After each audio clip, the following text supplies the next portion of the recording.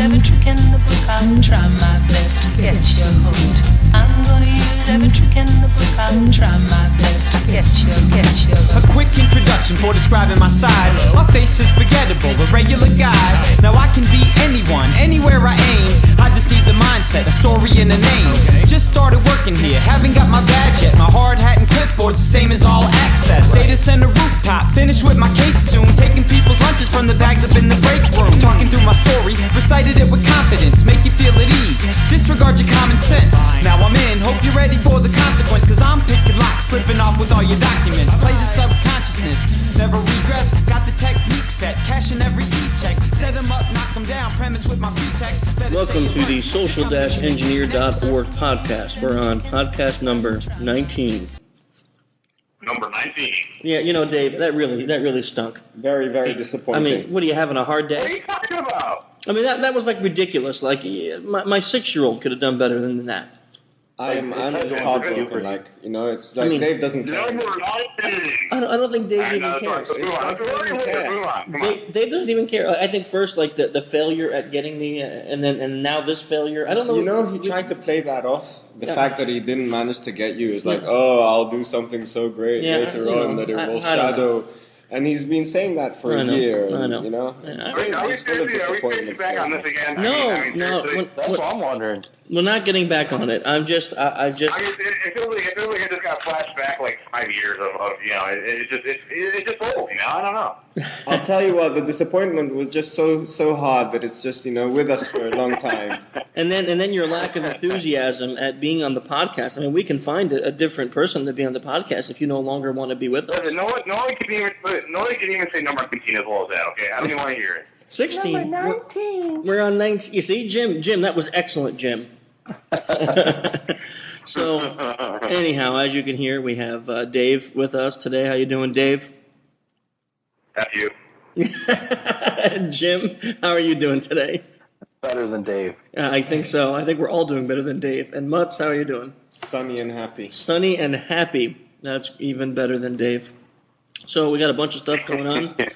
We got to talk about Dave. Chris, if you can. Don't tell me, Chris. I'm gonna start like swearing, and so you're gonna have to like cut out bleep words like every 2 seconds. Well, we'll just hang up on you. You know, that's not a problem. Hey, the public wants to hear me, okay? The public wants to hear me. The public, I don't even think, I'm not even going to go there. But before you start cursing and ruining the podcast, maybe you can tell us a little bit about Set. What's going on with that? I hear there's a new version coming out.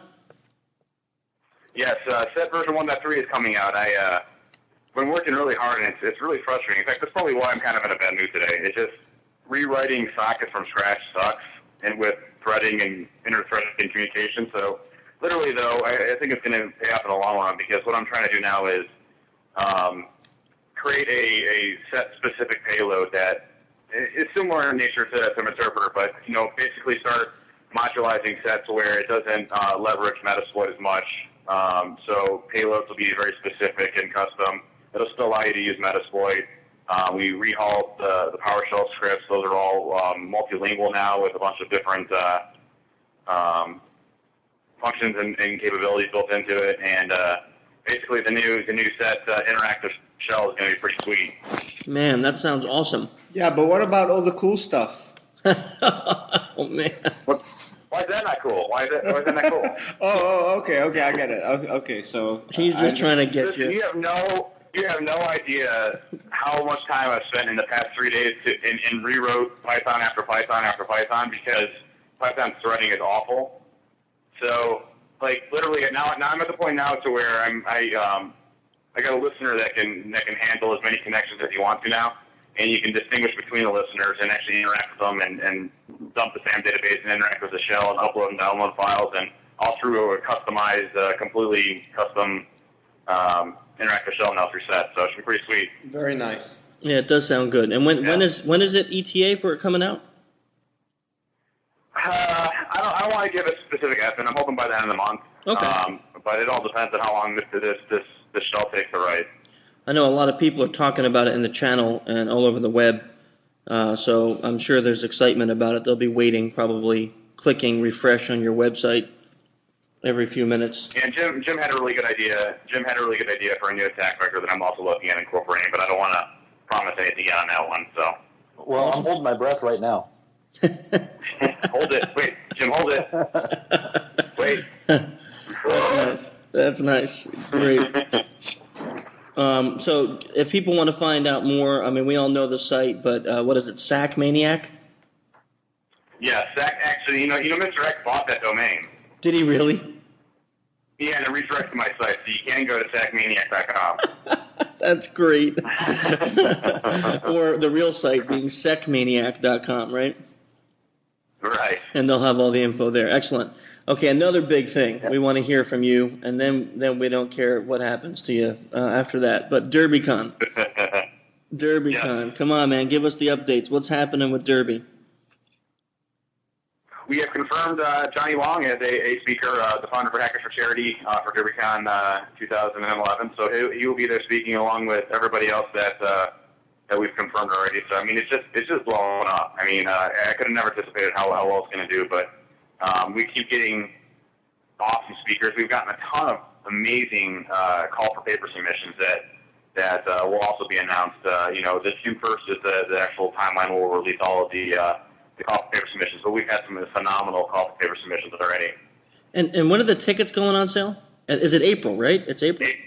April 29th, I believe, okay, awesome. is the date. And then they go on sale. They're $125 per ticket, and we actually. So I'll just give a little teaser on the payment system. Yeah, please. We didn't write our own payment system, so it's all going through PayPal. So we don't have anything to worry about service crash or anything like that. Hopefully, unless anonymous DDoSes it again. Yeah, unless anonymous DDoSes it again. I mean, what are we going to do? But no, but you shouldn't have any issues getting tickets or anything like that. And I don't think it's going to be a mad frenzy to grab a ticket. So. Well, we'll see what happens on April 29th. So that'll be exciting. So let's see what's happening in the SE world. Jim, we just released our newsletter. Yeah. I didn't get. I like this one, by the way. I'm sorry? I like this one, by the way. Thanks. Yeah, we got a lot of. I don't like the rest of them. I got a quite. That's nice. Real nice setup, Dave. Good setup and delivery. I like that. That was nice. Yeah, I'll give you credit for that. Again, proving that you have to use deception in order to social engineer. But anyhow, on to the newsletter.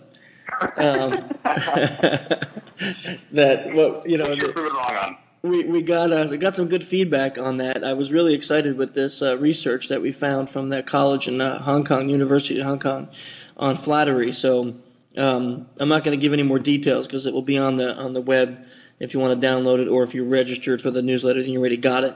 But exciting news in the newsletter is that we have broken the 4,000 mark on registrations for the newsletter.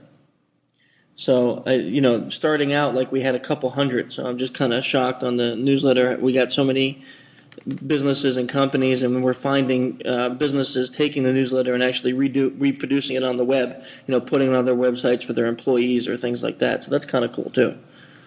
I've been excited about that. Let's see, other huge things going on. The CTF, we talked about that last month in the podcast, the SECTF for DEF CON. I don't think we're releasing any more details, are we, except... it's going to be great. It's going to be great. More than great, I think. We got some really big things going on with the CTF coming up. And we're going to release some details on the website, on the social-engineer.org website, but not right now. We're still trying to finalize a couple things and do the same thing we did last year, run it through the lawyers and make sure it's all legit and good before we go public with it. But yeah, it's gonna be ridiculous. The one thing we can say that we heard directly from Jeff Moss's mouth, that it's gonna be great. That we heard, yes, and we also heard that we're getting a much bigger room this year. So we're really excited about that. Yeah, because last year the biggest problem was just the standing room only. There was probably 80% of the time that people were like laying on the floor and standing against the wall because there was no room. So having a bigger room will really help this year. So we'll see how that. It's surprising. People were even lining up in the mornings to make sure they got a seat. Yeah, that was. I remember the second day we were pulling in all of our stuff, and Jim and I were walking in, and there was like 5 or 10 people outside, and we're like, really? That's just crazy. Just crazy. But so we're hoping this year we'll have more space. Yeah, just one of the things I guess I can mention is this year. It's going to be great. I think everyone's going to learn that it's going to be great. But one of the things that we did, too, is we opened it up for sponsors. Not many. We're only taking 4 or 5. We're over half full yet on the sponsorship deals. But we're allowing some companies to kind of come in and use it for marketing. And they got some pretty sweet deals for anyone who's interested in sponsoring the CTF. I'm not going to give all the details out here.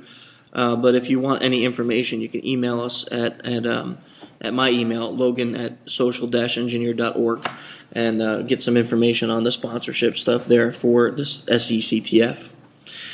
Let's see, what else do we got? The book is, I'm going to bring it up because Mutt said he was going to bring it up, so I'm going to do it before him because all he's going to say is, it's going to be great. Yeah, exactly. So I'll give a little bit of detail. The book is, someone dubbed it, this is not me, someone dubbed it as the official social engineering book. So I think that's kind of cool. That made me and the person that did that was Chris's wife? It was my wife. And I had to pay her $20 to do it and a massage. But it doesn't matter because I can honestly say that it wasn't me that dubbed it that, and someone else did. So it doesn't matter who it was and how that became it. So it was someone else, okay? It's on the web. You can look it up. Someone there. Got some good reviews on it still, and the sales are still going pretty heavy on it. So look forward to maybe seeing some more things coming out with that. I already get like number 5, 3, 2, 1 in Amazon. No, it was number 1 for like 4 weeks straight, and now I think today it's at number 3. So I can stop buying. You know, really, really not liking you today at all. But no, you can't stop buying. Okay. There you go. But no, you can't stop buying. Keep buying the book. Thank you very much. Hey, Chris, is there going to be a second book in the making? You know, I already had a question about that from my publisher. I don't know. Not from your wife? I don't know. I don't know if there's going to be a second book yet. Sorry, someone handed me a knife. I was going to stab Much. My wife is the one who asked me if there'll be a second book. She told me if I said yes. She told me if I said yes, she'd divorce me. So, you know, I have to consider what I want to do. Well, before we get to today, we got one more thing to discuss that Mutz will just love, and that's offensive security stuff. What do you want now?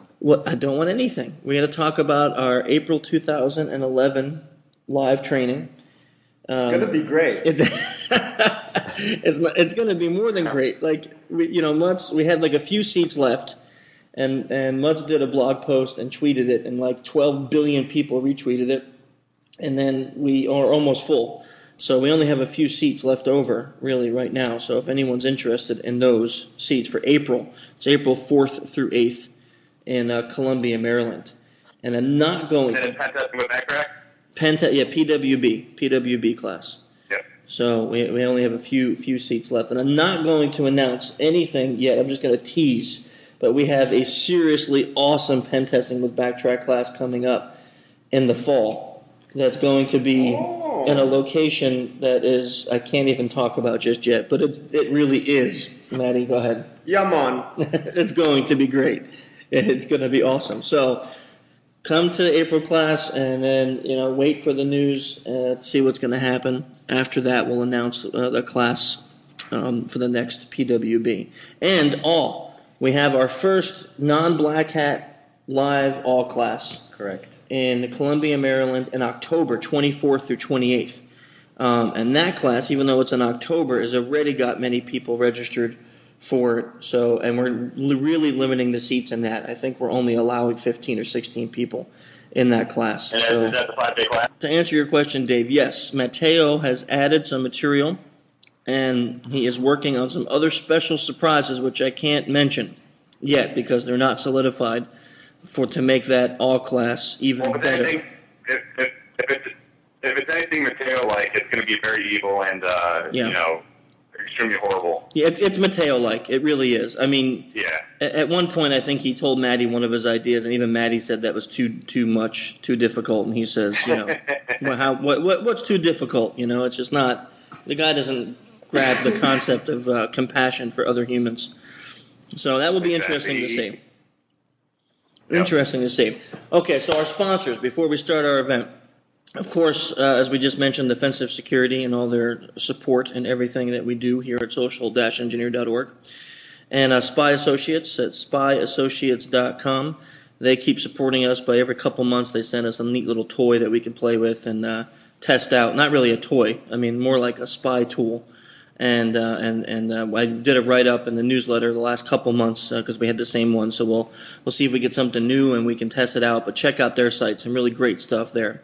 And if you like the intro music and the outro music, then you have to check out Dual Core, and that's at Dual Core Music. 2 people. Yes, it is 2 people.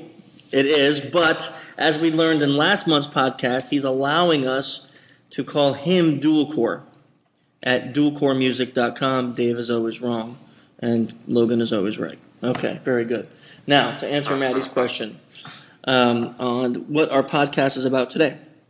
So we haven't really picked a theme yet, but we thought of getting a reporter on and talking to the reporter how they're able to do a few things. First, get a story that they know will be interesting, how they can figure out if a story will have the right reactions and responses beforehand, how they verify sources so that they're not, goofy and hurt their story, and how they have, any other topics on how they can frame a story so it's more interesting to the people that will either be reading or listening to it. So we invited on. I couldn't believe that we actually locked. I couldn't believe that we actually locked Bill O'Reilly in for the segment. I mean, I'm impressed. No, we're going to have a reporter. Oh. Yeah, we locked it. It took a second there. You suck. Dave is slow today. I mean, Jim just smacked you down and you didn't even realize it. So. Yeah, it took I got halfway through sentence. I just. Yeah. Anyhow, it's not O'Reilly. It is Eleanor Mills, who works with CNET and CBS News. So actually, we're going to get her on the podcast now. So let's do that. Okay, so our guest today again is Eleanor Mills. Eleanor is a senior writer for CNET News, as well as a senior writer for CBS Interactive. So Eleanor, how you doing today? Pretty good. Very good. Thanks for coming on and being with us today in the podcast. We appreciate your time. As we were talking a little bit before, one of our goals in having you on the podcast was kind of to analyze what you do as a reporter to see what we can learn about it as social engineers. And one of the questions that kind of really interest us is, first of all, maybe is what do you do to find what's the making of an interesting story? One that tells a good story. I like to get people and faces and personalities in the story. That can be hard when you're covering breaking news. But to create a scenario for readers. I'm just the first one that comes to mind is one I did on Kevin Mitnick. This was quite a few years ago. But I was at the RSA Data Security Conference. Well, actually, it's called RSA now, just RSA. But I happened to run into him walking around the conference area, and I knew who he was, and I said, "Hey, I'd like to talk to you, about what you're seeing here at the show." And he hadn't been out from prison all that long, so he was kind of wide-eyed and checking things out. He said, "Sure. I got to go meet up with someone, but give me a call on this cell number, and we'll sit down and talk." So I did. I called him in a while, and he said, "Well, actually, I'm meeting with someone from one of the companies that he had targeted in social engineering." And specifically, this was a person he had talked to on the phone. So I was like, "Oh, my God, this is great." And I said, "Do you mind if I come?" He's like, "We're not done yet." And I said, "Well, I'd actually like to talk to him too." So he said, "Yeah, come on down."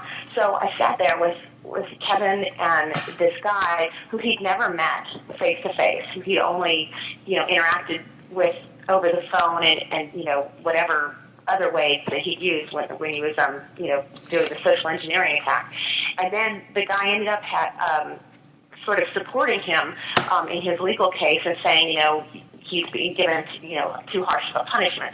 So they kind of, he kind of became a supporter of Kevin's afterwards. So I got a story there out of, Kevin talking to one of his previous, victims. And to tell that story was kind of fun and exciting to get, both of the perspectives and be able to talk about something that was a bit historical. So it had a lot of elements that I thought made for a really fun read. But are there certain key indicators, like when you're looking at a story, that will say, oh man, this story is going to really flop and not be interesting, or wow, this story is going to have a lot of meat to it?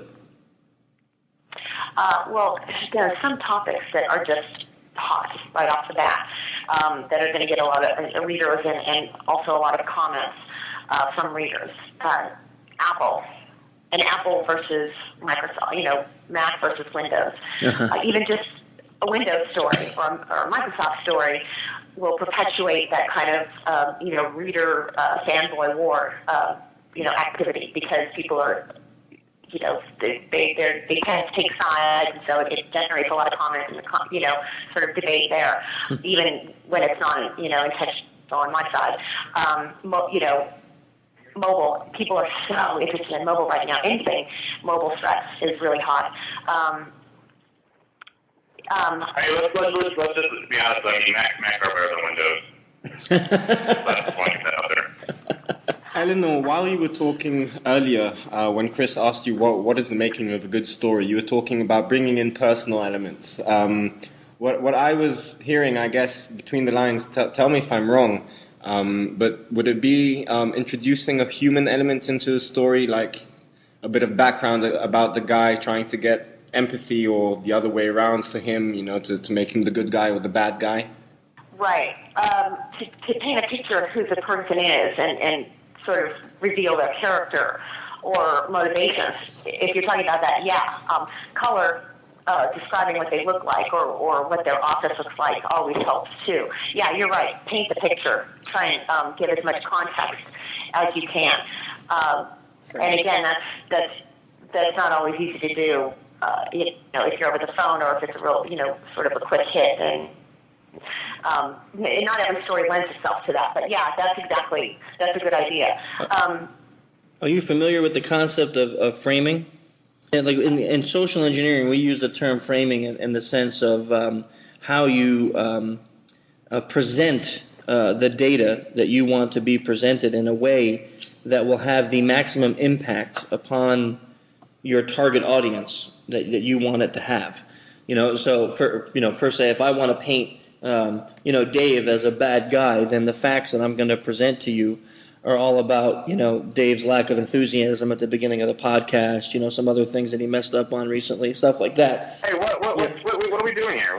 I'm framing. I'm giving Eleanor an example of framing. But if I wanted to paint Dave as a positive guy, a great guy, then I tell you all the hard work he's doing, like on set and DerbyCon and things like that.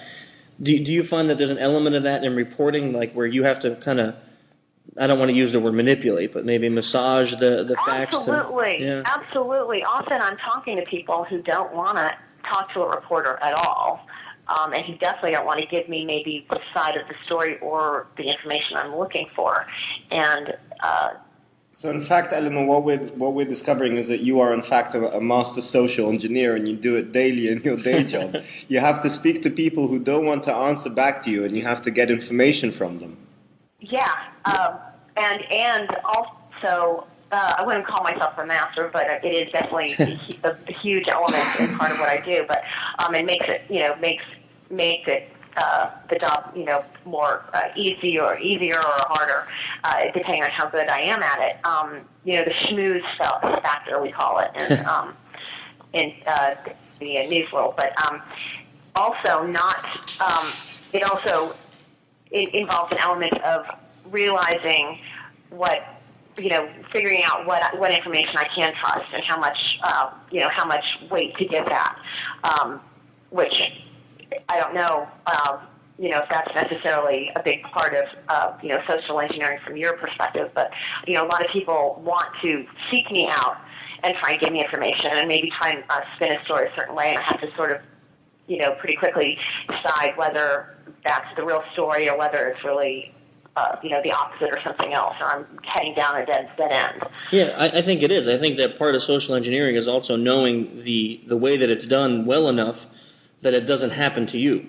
In essence, maybe you can say that some people are trying to manipulate or influence you to take a story that might not be good, and you have to be good enough to not get caught up in the emotion or the friendship or whatever relationship you have with that person and fall for it and tell them honestly, like this story's not going to go anywhere or something to that effect. I think that's a big part of it. But are there things that you find are useful as far as tools in your personality that help you get people to open up? Because that's an interesting part that we use in social engineering all the time. As you saw last year at DEF CON CTF, you have all these people on the phone and they're going to try to get complete strangers to open up to them and give them information that really shouldn't be given out. Do you have some tools in your arsenal that do that? Trying to be as friendly and open as friendly and open as possible. I'm a reporter. I might not be someone they want to talk to, but I'm not out to do them any harm or I really just want to tell the story. I need to convince them. If it's someone I really need to convince, to give me the information, I need to convince them that it's good for them, and there are reasons why they should. The public interest, or tell their side, and just. But I also have other tools. I can also say, well, if you don't want to go on the record, you can go off the record or on background or not for attribution. There's all sorts of ways around, to protect their identity if they really don't want to. So, personally, I just try and be as open and upfront about what I need and what I want from the beginning. I also don't want to burn any bridges, so, I'm not going to misrepresent myself or what I plan to do with the information. And I tend to, give them, I don't know, maybe I'll talk about, a story that they want, whether or not it relates to a story, but then, then they'll be more open to sharing something with me next time when I'm calling and I need something. So there's an element of massaging and working the networking factor of that. Yeah, actually, that's a very successful and widely used tool in social engineering. Both of those things you mentioned. First, being friendly. Just being friendly with people, keeping a smile on your face even if you're on the phone. Being open with people, or what seemingly is open at least, telling them information so they feel like it's not all a give, but there's some take back for them too. And then that last piece, it sounds a lot like reciprocation to me, like where you give somebody something, so they give you something back. So it's like, I'm going to give you this valuable piece of information, and then without even asking, a lot of times people will just offer you something in return because they feel like they have to.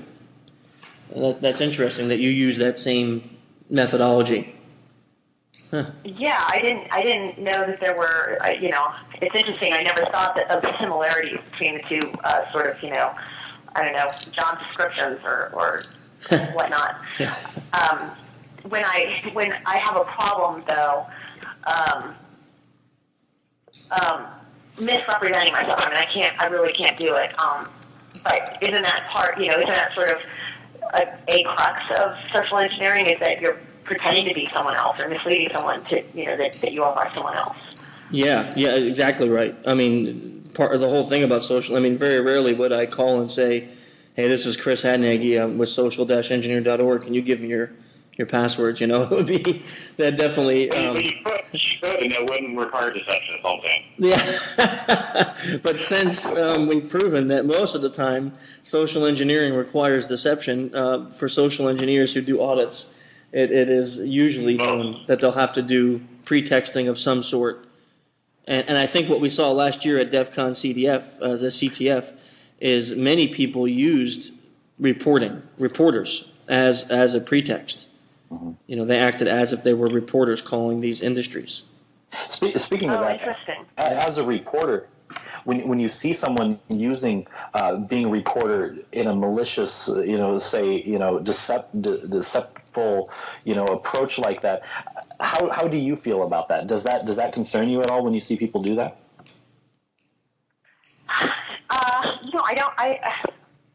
I don't see it outside of the context of like a social engineering contest, and let's take it a little bit out of that context, specifically out of social engineering. But what about in general when some news agencies or reporters might have a certain bias when they're trying to cover a story that sparks emotion or might try to get a certain point across. I mean, obviously you as a reporter probably have to do that in some scenarios, to hit a certain crowd. Maybe when it comes to security, you're trying to emphasize the importance of something. But I mean, I think what Jim was kind of alluding to and going to was, I mean, do you see a lot of slant's not the right word, so I don't want to get political with it, but misrepresentation of information as a reporter? And how does that make you feel? Yeah, and mainstream media is rife with that. So yeah, I think that it's all going to come out though in the end in the story, and you can look at there's a product that is public that people can read and make judgments on, and vote by reading or not reading that story or believing or not believing that source. So I think it's. With me, I'm in a field that's very under a lot of scrutiny. It's, my product is out for everyone to read. And if I use, if I'm maybe don't have the best, the most integrity in how I'm gathering that information or presenting myself to others, I think that will come out. That's an interesting point, Eleanor, because I think, I'm thinking back, I hate to keep referring to it, but since you're familiar with it, to me it's an easy topic. With last year's CTF, your reports that you did on it, your stories were always very honest, and even though, there has to be some sensationalism in it, yours didn't come out like, like we had one report where somebody said, malicious hackers released BP's most private information, that wasn't yours, it was someone else did that. Right. And that seems to probably to be attractive because that kind of sensationalism probably produces hits. It produces readers. People want to read that. So how do you keep yourself from going down that path when you know that maybe making a little more sensationalism would add readers? Yeah, it's a fine line that I'd say I walk, and many other reporters, especially in the security field, walk every day. How do you not sensationalize, but how do you provide enough juice so that people will click on it and read it? It's tough, especially with just the word cyber incites people, and that can be sensational. I try not to use that a lot because I think it is overused and misused and used to exaggerate the importance of something that's really just, a mere computer incident and not a cyber whatever, war or espionage or whatever. I think that there's a lot of exaggeration and sensationalism in a lot of the stories. But again, I think that, if you are writing stories that are like that, the readers then will say, oh, well, here we go again, here's another crying wolf. That's what this reporter or this publication does, and they won't be trusted, and they'll lose readers that way. But you also want to, what I find difficult is when I'm looking at something, a tip or a report on something, if it's a theoretical risk where it's not, they don't know if it's really out there happening and that there are, untold numbers of victims or what the damage is. It's a researcher who's very smart has in his own office or lab come up with a way to hack into, the iPhone or compromise a network or whatever, but it's I find that, under certain circumstances, I mean, it can be so theoretical, and yet, I don't want to say, well, God, users of iPhones or iPads or, Androids or whatever device are at risk because there are certain conditions that might need to be met, but then it's still an interesting story. And often, those end up being, the big news, months later. So that's, I definitely don't want to cause undue alarm, but covering this and just saying, it is theoretical, or these conditions need to be met before it really happens, and here's what you can do to protect yourself. Just trying to provide that information, I think, is vital. Yeah, that's really interesting. Eleanor, I have a slightly off-topic question, something that interests me though. I think it was last DEF CON when we met a few reporters. We were talking about pretext, and we were talking about pretexting a reporter. And one of the reporters we met told us that in 15 or 16 years of his work, he was never challenged once when he came into a situation and said, "Hi, I'm a reporter, tell me what's going on." Do you find that to be true? Have you been challenged, or are you challenged often when you come into a situation and say, "Hi, I'm a reporter, can you please give me information about ABC?" I have to say, I'm thinking back, and I don't think I've ever been challenged either. Wow. In over 20 years. But, I definitely don't look like a hacker. So, not all do either. I know Chris looks like a hacker, but... But also, what, Chris, weren't you telling me last year that, one of the interesting points or sort of factoids that came out was that, actually, you were pointing out that women seem to be more suspicious of the victims or the potential targets. But women, I think, I've read this, or, I'm just having this, maybe I'm just throwing out some bull, but that women tend to be more thought of or perceived as being more trustworthy. So, I look You're absolutely right. librarians. And so I may be able to get in someplace or get information that that my colleague, who looks like a guy who spends a lot of time in front of, his computer and maybe program or whatever, might not be able to get that information or that access. Okay, I think you bring up a good point. And Chris, to kind of head back to is, a couple of the attendees for the social engineering capture flag used, a reporter at the guys, for performance social engineering. I think we're kind of onto a point here where, being, perceived as a reporter may have its benefits when it comes to a social engineer attack, and may not be, the cards may not come up and might need more, be able to give you more information. But one thing I'll say, though, is working for large corporations, they're generally guarded talking to reporters in general. I mean, they won't really send any information about customers, or won't really send any information about, the inner workings generally, unless they have a very, very solid relationship or comfort level with you. So I wonder how you break that down. Well, I'm just thinking about this guy that Maddie's talking about. We had a little time in the press room at DEF CON, and he was telling us how he was a reporter, not always in tech news. He was actually a reporter on crimes at one point in some city that he lived in. And he showed up at like a double homicide and walked right through the police tape, and the police guy said, "Hey, stop." And he said, "I'm a reporter." And he just let him go. Never showed his report. I guess you guys have like a identification saying that you're a reporter, maybe some kind of card or something that identifies you as a reporter. And he said in 15 years of his work as a reporter, he's never once been stopped, even in really hairy circumstances, like that, like you're at a murder scene. As long as he identified himself as a reporter. And I thought, wow, that is, like, reporter might have almost on the same level of trust factor for people as law enforcement.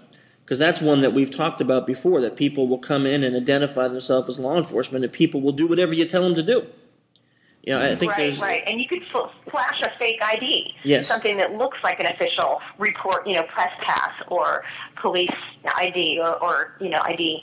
Yeah, I see what you're saying, that there are just some, I wonder if it's that way in the medical field too. I'm the coroner, and then, or I'm with the coroner's office. Well, okay, let this person in to this body. Some careers or roles that are just official, de facto trusted. Yeah, because which are probably the ones that the real criminals or the real scammers, whatever the motivation is, might really like to pretend to be if they really want to cause some problems. Yeah, and then that brings me back to like Dave's point, which if you think about how all of those guys and gals who acted as reporters last year got in, it was almost on ego a little bit. It was like the person that I'm talking to on the end of the phone, I want your input. on my news story. I don't have to use your name if you don't want me to, but I want your input.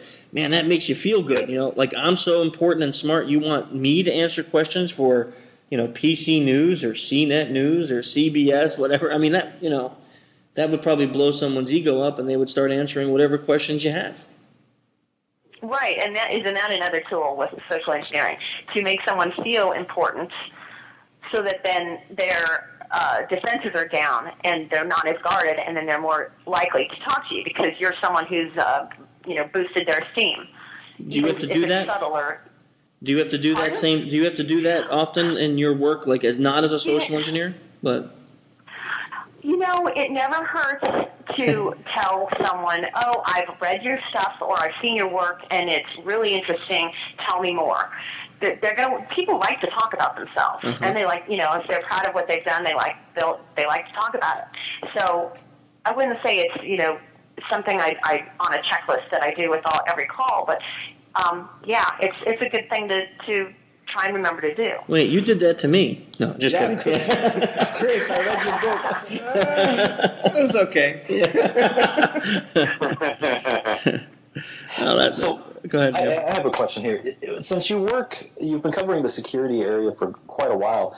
There's a lot of people within the security area that have a lot of reservations and a lot of mistrust, and you touched on a lot of that. But I'm thinking back to some individuals that really feel as if they've been mishandled by the tech coverage that they've had, and I'm wondering, when you see something like that, how do you take someone that has been in that sort of negative situation and convince them that you're not going to do to them what the last reporter has done? How do you bring them around, or is that even really possible?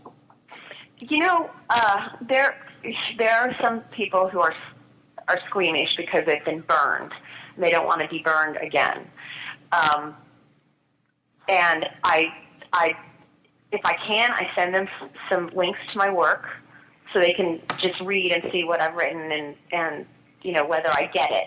Often it's just a matter of does she understand it? Can she, and also can she understand that, a hacker is not always a bad person. I mean, that's just sort of like, security reporting 101, but like, let them just look at my work and then approach it from, perspective of no one has complained, not testimonials per se, but like I've never had a complaint that I've burned anyone, and my sources, I have long-standing good sources over years of covering this, so I'll be quick to tell them that too, and it doesn't hurt to to say, yeah, I work often with so and so and so and so. And if they know that person, then they can, check with them and see what my reputation is. But this is not a common problem. I don't find this is not something I encounter all the time. Just there have been a couple who have been, a little reluctant, and but I eventually I ended up talking to them, and it was fine. So when you talked about you have reliable sources, but you would imagine that you had to start somewhere with them. When you get a source, how do you determine? I would see you have to do it relatively quickly, but how do you determine if they're reliable or not? A source as that. Often if they're researchers, they've published papers and presented talks at conferences. And I talk to other people who are in that field and say, hey, do you know so-and-so? What do you think? What do you think of their work? What do you think of them?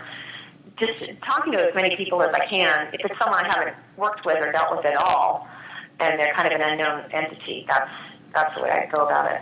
That's interesting, because I think both in your case, when you want to combat someone's unresponsiveness, and in the case of verifying a source, it sounds like you use credibility in both of those, and that's another tool that social engineers will use by maybe name dropping.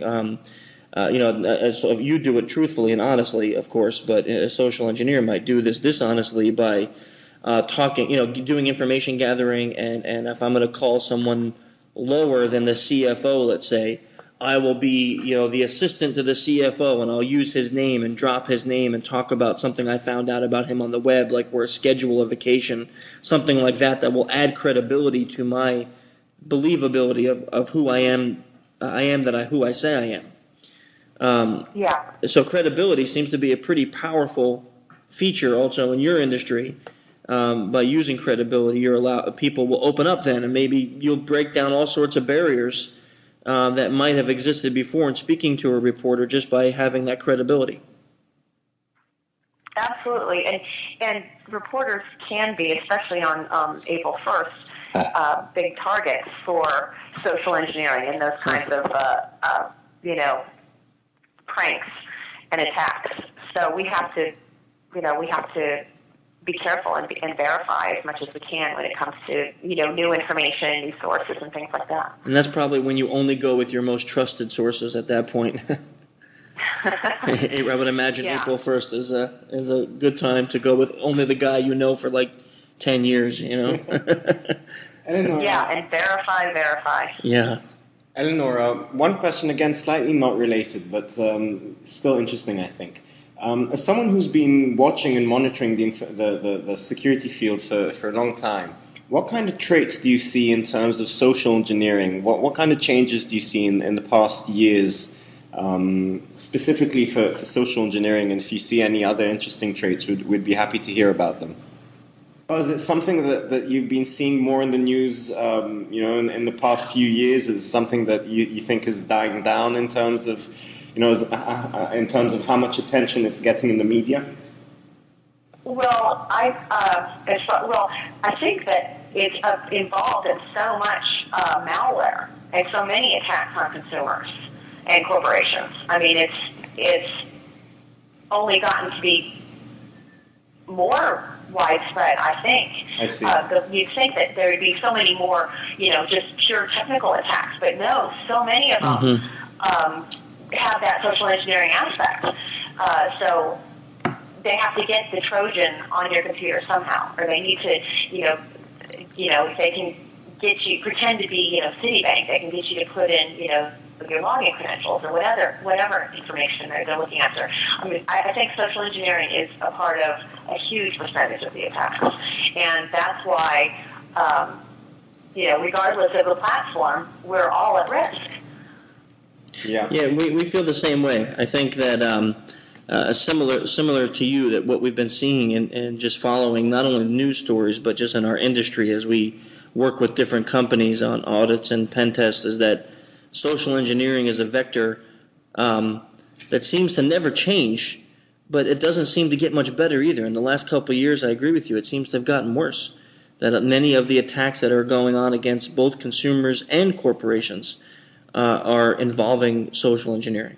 So it is. Eleanor, Go ahead, Jim. Related to this, since you've been covering this for so long, but you have such a different perspective than what we do inside the industry, what scares you right now? What are you worried about for yourself personally? Okay, so for me personally, or me as a citizen of the U.S., or me, world citizen. I mean, Take them all. Okay, well, I write a lot about identity fraud and getting, my information stolen. I personally am, not paranoid, but I'm very careful about that, and I even use, I have a Mac at home, and I use antivirus on it, and NoScript on Firefox, and this and that. I go to as extreme of efforts as I can to protect myself in those ways. But I'm not as concerned as some people. I think it's more of an inconvenience than a true, financial hardship if you're victimized.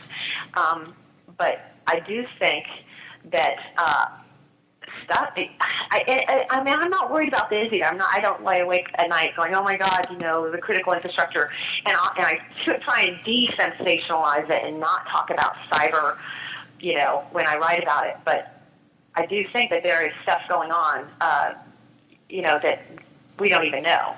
And Stuxnet is just one sort of, what's surfaced. And it was pretty targeted.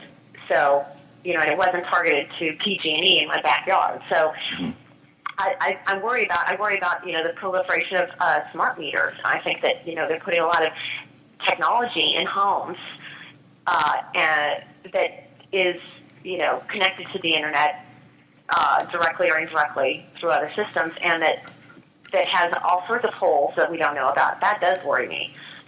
Those are the kinds of things I worry about. Yeah, that's interesting. I'm not really worried about my personal technology. It's tough to lose my phone, but I don't. I don't have the kind of data on there that some people have that they would really be worried about too. I kind of laugh a little because it was like maybe a year ago when it seemed like every appliance that was coming out on the market was web enabled. Refrigerators were connected to the internet and they knew when your milk was low. All that kind of stuff. There was a coffee maker that came out that you were able to program on the web, and it would make your coffee, when you got in the office in the morning. And the software that was running on it, someone found a vulnerability and was able to write an exploit for this coffee maker. So it was, I'm agreeing with what you're saying, that it's probably a nerve-wracking thing for many people as you see more and more web-enabled, internet-enabled appliances entering homes.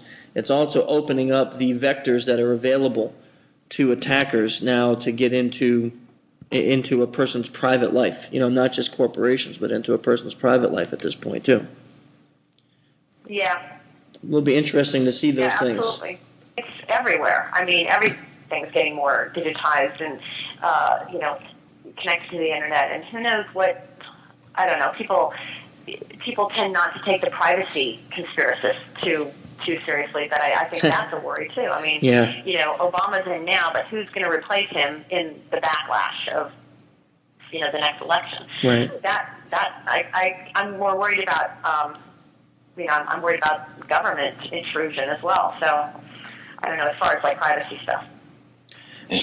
So if people wanted to find out more about you, follow you, do you have Twitter or a website that you promote that people can come to and get more information about your work and see some of the things that you've written about?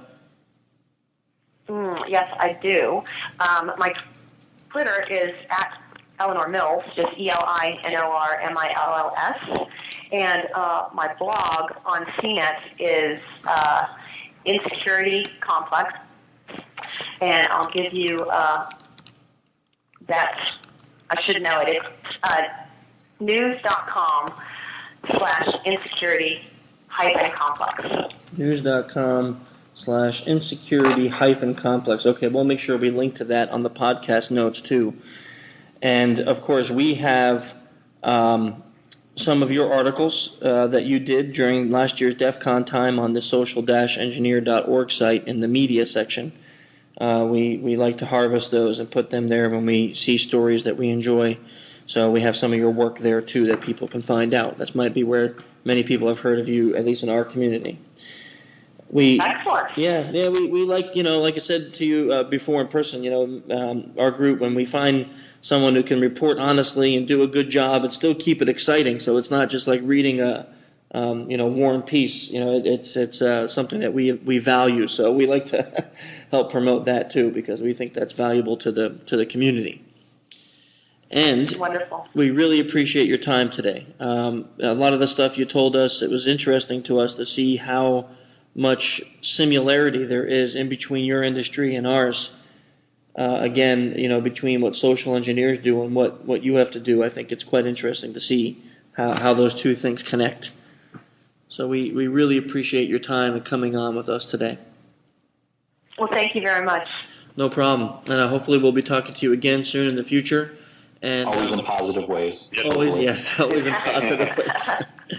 And I'll send you a link to this when it comes out if you want to promote it yourself or do anything else. It will be probably after the weekend on Monday. That was a great interview with Eleanor. I'm really glad that we got her on here. I'm really interested sometimes as we get some of these people on that have nothing to do with social engineering, how similar their fields are to our field. It really always kind of strikes me as interesting to see the similarities between many different fields and ours. Well, and too, I'm happy we were able to get Eleanor simply because of the good experience we had with her last year at DEF CON and the coverage. She wasn't the only good reporter that we ran into, but I really respected her directness and her frankness with telling us exactly what she was going to do, and then actually following up and doing exactly what she told us she was going to do. So that is really, I think, nice, especially when you have, like she touched on, news being entertainment. For a lot of people, there's a lot of different pressures that's put on them, and the fact that she's able to be so, I guess, direct with what's going on and then having real follow through is I've experienced that with her, like where I've come to her with a story that I thought would be interesting and good, and she's had to shoot me down. Yep. But like you're saying, the way she does it is so honest and good that you don't really feel bad about it. You feel like, well, she must know exactly what she's talking about, and she wouldn't have said no if it was a good story. Yep. So she doesn't just ignore you or not answer your emails or never take your calls. She actually talks to you about it and explains why it's a story that won't be great. I thought that to me too was when we talked about how she's never been questioned out of the past, how many years she's been doing this. That's huge. About being who she is. And that was directly reflected by the experience that you had with a reporter. So you're never being challenged. So, that's a pretty good. Yeah, that was great. When you're doing your net flip up there. Yeah, that was really huge, Dave. I'm with you on that because, can you imagine walking into like a place where there's police and all sorts of stuff going on and you want information and you just walk in and they stop you and you say, I'm a reporter with CBS. And they don't even question you. They just let you in. Seriously, while she was talking about that, I was really kind of thinking back to some of the things that we've been told with us and this podcast and how we fall into press now. And I wonder, how far we can go with that. Great podcast. Awesome. Can't wait till see what we come up with next month. Let's see. In closing, we got a couple things we should discuss. The poll that's up there this month. I want to leave it up there for another month because I tell you, when we were in Shmoo and Johnny Long gave us that poll, the poll question. Okay, so the poll question is it possible to influence someone to do something not in their best interest without the use of deception? And I really honestly thought that this would be like a no-brainer and everyone's just going to answer one way, but the answers are so even in the middle in the poll right now that I want to leave it for another month and encourage people to come back and continue to fill out this poll to see if we can get some kind of swing to one side. What's your thoughts, Chris? What do you think is going to happen? Because I'm going to do the exact opposite and I want to see who's going to win. Well, then what I'm going to do with that knowledge is I'm going to tell you what I don't want to win, so you'll vote for what I want to win. And then when it comes out, I'll have it recorded that you supported me. This sounds like The Princess Bride. Yes. John, I could actually, should you seen The Princess Bride? Yes, of course. Yeah. I can honestly say I've never seen The Princess Bride. What? My name is Inigo Montoya. Yeah, seriously. You killed my father. Now prepare to die. What is wrong with you? How do you even live with yourself? That's like total chick flick. Chick flick? Princess Bride. You have disappointed us so much in the last couple months. I don't know if you can recover, dude. I don't even know if we're coming to DerbyCon now. You're thinking like the Princess Diaries or something. Yeah, I don't even know what he's thinking, but what's this one? My name is Inigo Montoya. You killed my father. It's an old movie. It's like early 80s? Or late 80s? Yeah, it's early got 90s? Andre the Giant in it. How do you not know this movie? And you listen. You guys are old and stuff. You guys are old in the 80s. Come on. I didn't even know the 80s existed. Man. What's that piano guy you like so much? That singer that you kept trying to get us. Grandfather music. You want to do this podcast intro? Oh, Bruce Hornsby. That guy is the most ridiculous. Don't even. Hey, listen. Let's not even start insulting Bruce Hornsby again, okay? Because that hurts me. It should hurt you because it's pathetic that you're 80 years old. That's what you're acting like an 80-year-old. I saw him on Lawrence Welk. Listen, it takes talent to do that piano solo, okay? So I saw him on Lawrence Welk. He's going to get that guy for DerbyCon.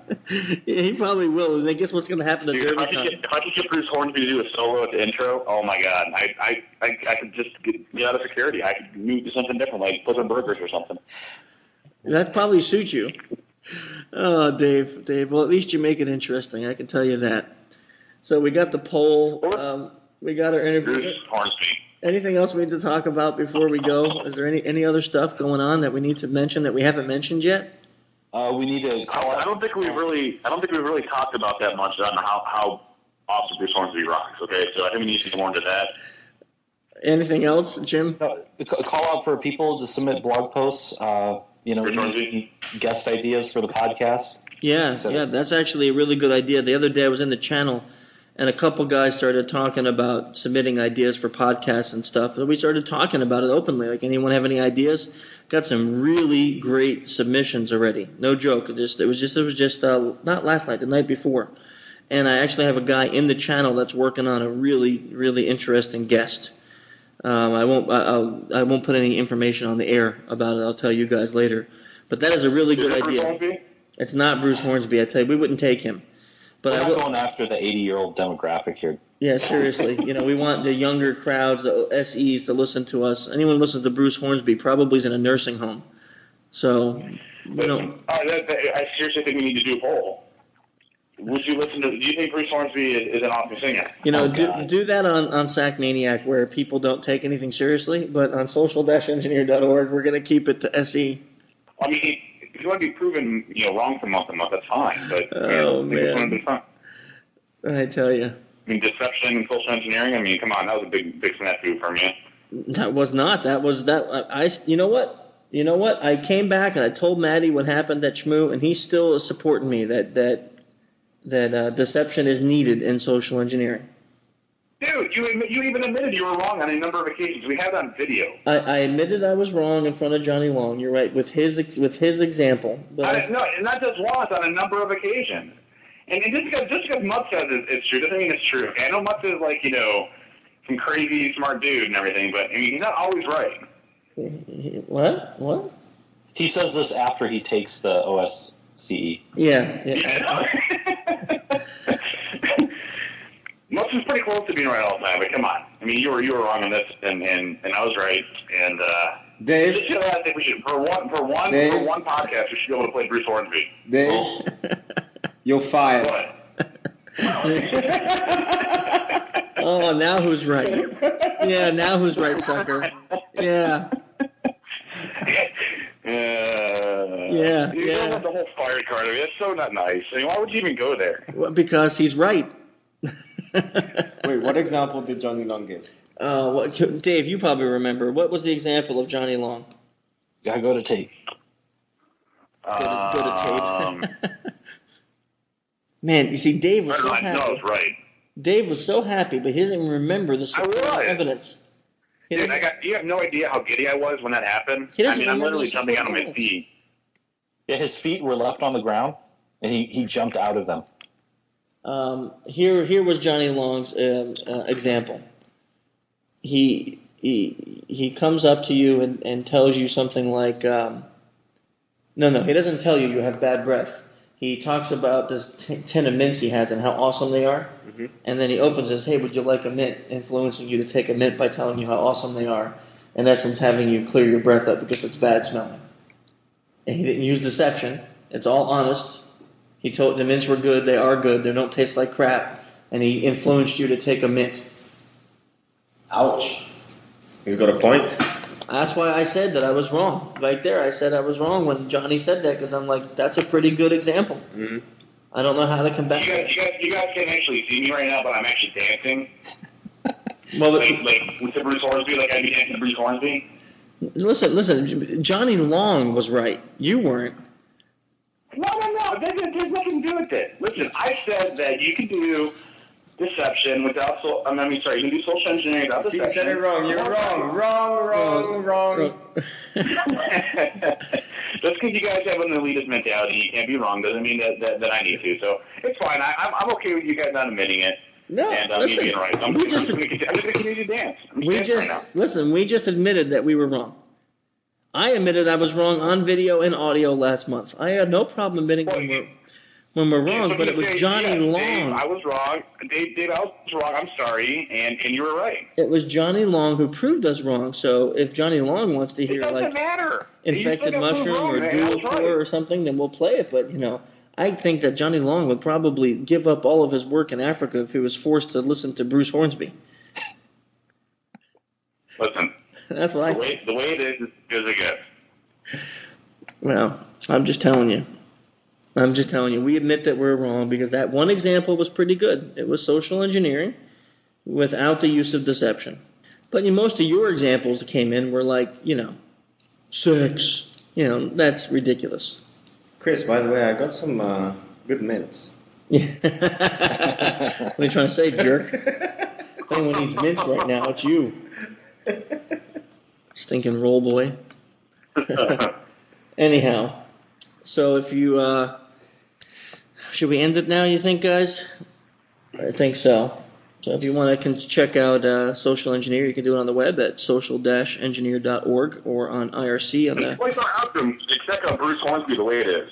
IRC.freenode.net on channel social-engineer. On Twitter, we're Human Hacker. You can always check us out also at social-engineer.com. It's a new website. You can check that one out too. It's a new website. Social-engineer.com. We just put it up. I guess that's it. If you like the outro music, feel free to check out Dualcore again at dualcoremusic.com. Yes, he is two people, but he allows us to call him Dualcore, so Dave was wrong again. Until next month, we'll see you then. Doesn't seem for real. Got a nice firm handshake sealing the deal. Know a little about a lot and a lot about a little. So most conversations put me somewhere in the middle. My pop culture knowledge leaves me feeling kind of scary. It lets me chat with working class and gossip secretaries. Recon the boardroom, looking for the top thing. Loosen up execs when I ask about the golf swing. Start spewing secrets, just like a torrent. Can't really blame them, we all want to feel important. It might seem different from what you were envisioning. The key to communicate, it's all about the listening. I'm gonna use every trick in the book. I'll try my best to get you hooked. I'm gonna use every trick in the book. I'll try my best to get you. I'm gonna use every trick in the book. I'll try my best to get you hooked. I'm gonna use every trick in the book. I'll try my best to get you. Offering support to employees is the best. When I'm calling random users and claiming I'm a tech, he's just here to help. So they're easily believing him. Jamming, playing, and scamming, spanning every single medium. Recording while I'm spidering your phone menu system. The mirror it and use it for my own acquisition. Get them on the line, I just do a little switching. Sending out my number in the message when I'm fishing. 6 billion people, it's really quite a market. Customers, employees, everyone's a target. Backing up my claims, using all the common slang. Lingo for the layout, drop the manager's name. Collecting all the sweet stuff like honey to a bumblebee. Like every unlisted number dialed to your company. You saw me, you probably think I'm clumsy, but I'm not. Cause I'm dropping all these USB drives around the parking lot. Whoops. I'm gonna use every trick in the book. I'll try my best to get you hooked. I'm gonna use every trick in the book. I'll try my best to get you.